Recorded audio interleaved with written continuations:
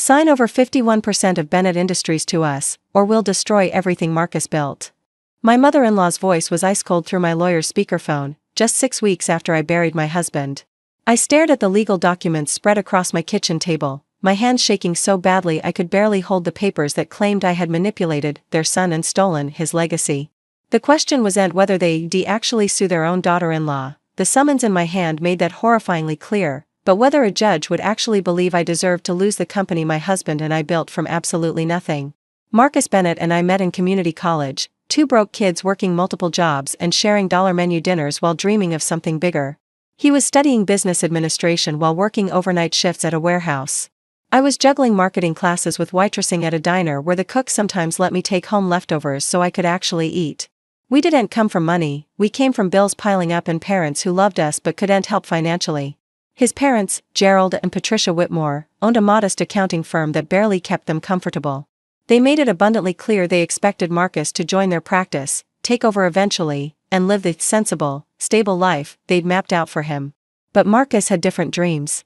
We both did. We got married the week after graduation in a courthouse ceremony with 2 witnesses we pulled from the hallway.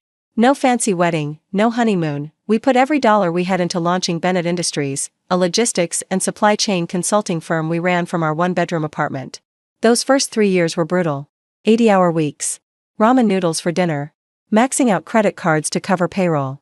I handled marketing and client relations while Marcus managed operations and strategy. His parents didn't attend our wedding. They didn't call to congratulate us when we landed our first major client.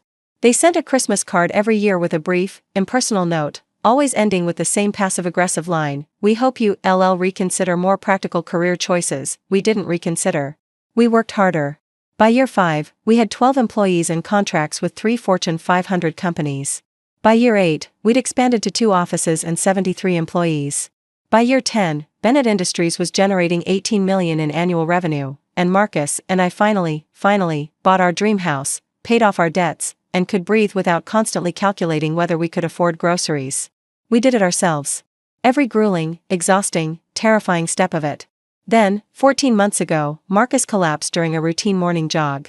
Massive heart attack. He was 41 years old. The doctors said he was probably dead before he hit the pavement.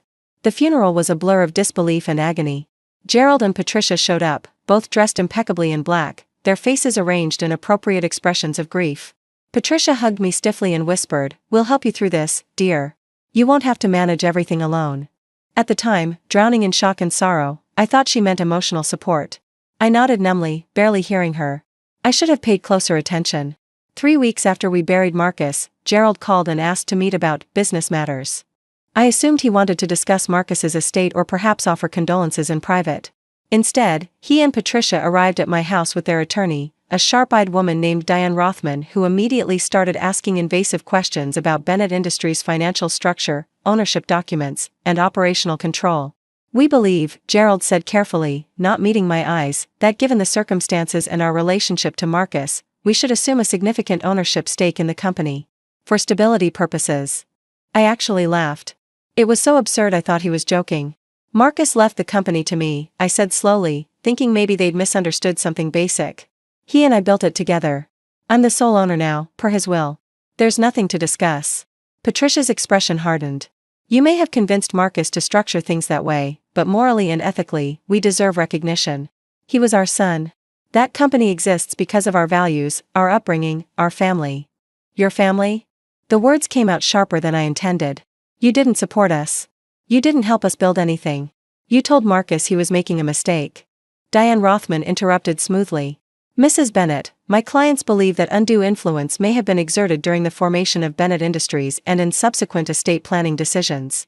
They're prepared to pursue legal remedies if an equitable arrangement can't be reached." That's when I understood. They weren't here to grieve or reconcile. They were here to take what Marcus and I had built. I asked them to leave. 2 weeks later, the lawsuit arrived. The Unraveling Empire. The legal documents were 67 pages of accusations so outrageous they felt like fiction. According to Gerald and Patricia Whitmore, I had manipulated Marcus into excluding them from the business. I had exploited their son's talents while contributing nothing of value myself. I had fraudulently structured the company to deny them their rightful inheritance as his parents. They were suing for 51% ownership of Bennett Industries, plus damages, plus retroactive profit distributions going back 10 years. Their legal theory was creative, I'll give them that. They claimed that because they'd provided Marcus's initial upbringing and education, they were effectively silent partners entitled to equity. They presented Marcus's childhood report cards, his college transcripts, even photos of family dinners as evidence of their investment in his development. Their attorney argued that without their foundational contributions, Bennett Industries would never have existed. It was insane. But it was also terrifying because suddenly I was spending $50,000 on legal fees and watching my in-laws' attorney depose my employees, demanding access to confidential business records and filing motions that questioned every decision Marcus and I had ever made.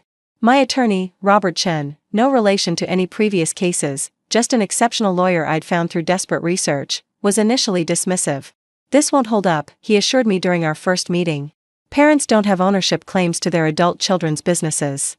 This is frivolous." But the more he dug into their filings, the more concerned he became. "They're arguing a quasi-parental investment theory," he explained, his expression serious. "It's novel, and it's absurd, but your mother-in-law's attorney is very good at making absurd things sound reasonable. We need to prepare for an actual trial." The stress was crushing. I was running a company that required constant attention while simultaneously fighting a legal battle that consumed every spare moment. Bennett Industries had a major contract renewal coming up, but I couldn't focus on the presentation because I was preparing for depositions.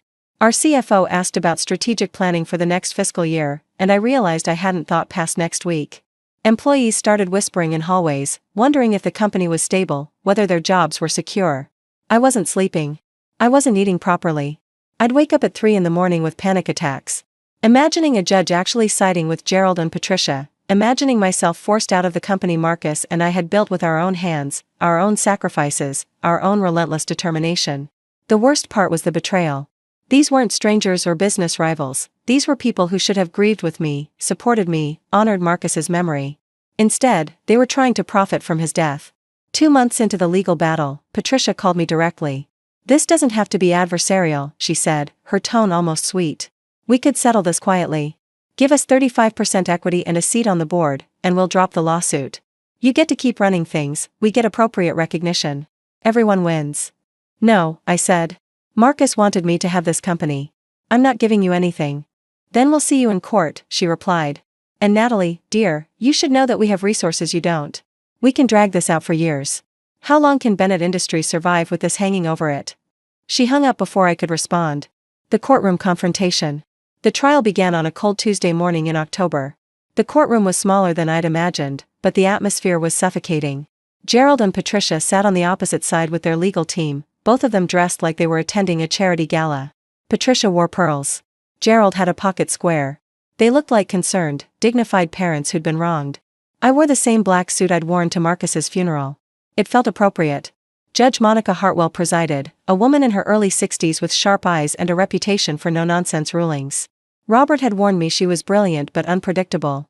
"She won't tolerate games," he'd said. "Just tell the truth, simply and directly." Diane Rothman opened with a presentation that was slick and emotional. She showed photos of young Marcus with his parents, talked about their sacrifices raising him, described their modest lifestyle and hard work. She made it sound like Gerald and Patricia had poured everything into their son, only to be cruelly excluded from his success by a manipulative wife who turned him against his family. "The evidence will show," Rothman concluded, "that without the Whitmores' foundational investment in Marcus Bennett's character, education, and values, Bennett Industries would never have existed. They deserve recognition. They deserve equity. They deserve justice." It was a compelling narrative. Completely false, but compelling. Robert's opening was quieter but more precise. He laid out the timeline, Marcus and my struggles, the company we built with zero help from his parents, the documented rejection and disapproval from the Whitmores for over a decade. He presented emails where Patricia had called our business reckless and doomed to fail. He showed the guest list from our wedding, a wedding the Whitmores had refused to attend. "This isn't about investment," Robert said. "This is about regret. The Whitmores rejected their son's dreams when those dreams were risky. Now that those dreams have succeeded, they want credit they didn't earn and ownership they don't deserve." The trial proceeded with witnesses and documents. Former employees testified about how Marcus and I had built everything ourselves. Our original business partner described the early struggles and how the Whitmores had been completely absent. Financial experts analyzed the company's growth and confirmed that no Whitmore money or resources had ever been invested. Patricia took the stand and cried. She talked about how much she'd loved Marcus, how proud she was, how devastated she was that he'd died without reconciling with them. It was a performance worthy of an Oscar, and I watched the judge's face carefully, trying to read whether she was buying it. Then Gerald testified. He was more measured, more calculated.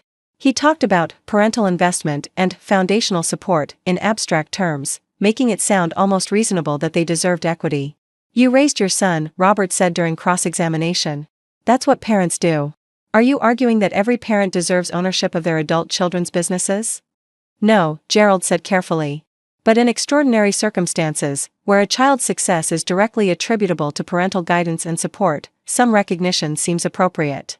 Did you provide any capital to Bennett Industries? Not financial capital, but... Yes or no, Mr. Whitmore? No. Did you provide business advice or consulting? We offered guidance that Marcus chose not to. Yes or no? No. Did you attend their wedding? Gerald's jaw tightened. No, but... Did you congratulate them when they landed their first major client? I don't recall. Did you ever, at any point in the 12 years they built Bennett Industries, actively support their business? The silence stretched. No, Gerald finally admitted. The judge's piercing question.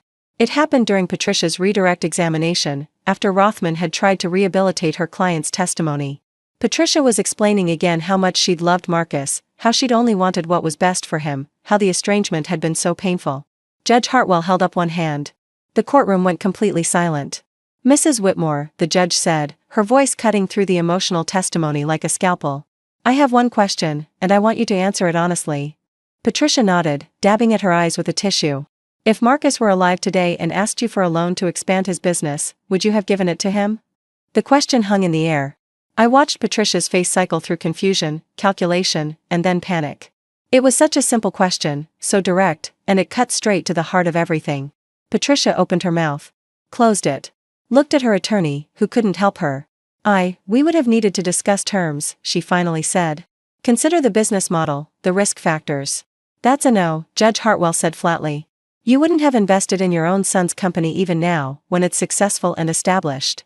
But you believe you deserve 51% ownership of that same company because you're his parents. That's different, Patricia protested. A loan is different from... From what? The judge interrupted. From actual risk? Actual sacrifice? Actual investment?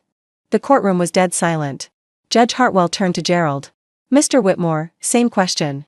Would you have invested in Bennett Industries if Marcus had asked? Gerald at least had the decency to answer directly. Probably not, he admitted quietly.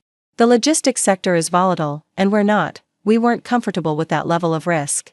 But you're comfortable demanding equity now that someone else took that risk and succeeded. It wasn't a question. It was a statement of fact. Judge Hartwell looked at both of them for a long moment, then at me, then down at the massive pile of documents on her bench. I'm going to save this court a lot of time, she said. This case is dismissed. The Whitmores have no legal claim to Bennett Industries, no equitable claim, and frankly, no moral claim. You weren't willing to invest when it mattered. You don't get to profit now that it's safe. She banged her gavel once. It was over. The aftermath and unforeseen legacy. I sat frozen in my chair as the courtroom erupted in quiet activity around me. Robert was gathering papers, saying something about formal orders and final documentation, but his voice sounded distant. Across the aisle, Patricia was crying, genuine tears this time, tears of shock and humiliation. Gerald sat motionless, staring at nothing. They left without looking at me. Their attorney followed, her expression professionally neutral but her shoulders tight with frustration. Outside the courthouse, I finally broke down. Robert stood nearby while I sobbed on the steps, months of stress and grief and fear pouring out in ugly, gasping waves. He would have hated this, I kept saying. Marcus would have hated all of this. But he trusted you with his legacy, Robert said gently. And you protected it. The legal bills exceeded $200,000. The emotional toll was incalculable. But Bennett Industries survived. Our employees stayed. Our clients remained confident. I restructured the company slightly, adding an advisory board of people who'd actually supported us, former mentors, trusted colleagues, friends who'd believed in us when we had nothing. I never heard from Gerald and Patricia again. No apology, no acknowledgement, nothing. They simply disappeared from my life, which seemed appropriate given they'd barely been in it to begin with. But the experience taught me something profound about legacy. It's not about blood or surnames or who shares your DNA. Legacy is built by the people who take risks, who sacrifice, who show up in the hard times and stay committed when everything's uncertain.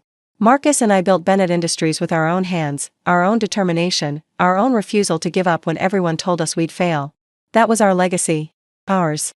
6 months after the trial, I established the Marcus Bennett Entrepreneurship Scholarship at our old community college.